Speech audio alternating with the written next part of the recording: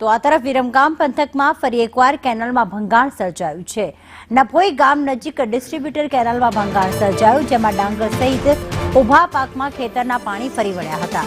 નર્મદા અને સિંચાઈ વિભાગની બેદરકારીના આક્ષેપ થઈ રહ્યા છે। ખેડૂતોનું કહેવું છે કે બેદરકારીના કારણે વારંવાર તેમના ખેતરમાં નુકસાન થઈ રહ્યું છે।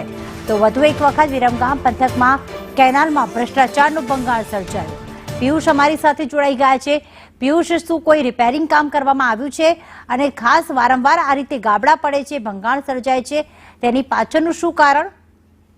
જી પ્રતિ આપણે જણાવી દઉં કે વિરમગામ પંથકમાં છેલ્લા 15 દિવસથી ઠેર ઠેર જગ્યાઓ જે ઉપરવાસથી જે કેનાલોમાં પાણી છોડવામાં આવે છે ત્યારે સતત ત્રીજો બનાવ છે। અગાઉ પણ એક શિવપુરા ગામ, દસલાણા અને સતત ત્રીજા ગામ નળકાંઠાના નભોઈ ગામ પાસે જે ડિસ્ટ્રીબ્યુટર કેનાલ છે તેમાં ભંગાણ સર્જાવવામાં આવ્યું છે અને ભંગાણ સર્જાતા આજુબાજુના જે ડાંગર સહિતના ઉભા પાક છે જેમાં ખેતરોમાં પાણી ફરી વળ્યા છે અને ખેડૂતોને મોટું નુકસાન ભોગવવાનો વારો આવ્યો છે।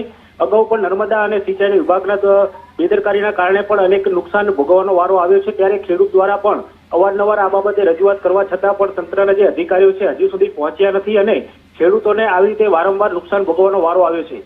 બિલકુલ, આભાર પિયુષ તમામ વિગતો માટે।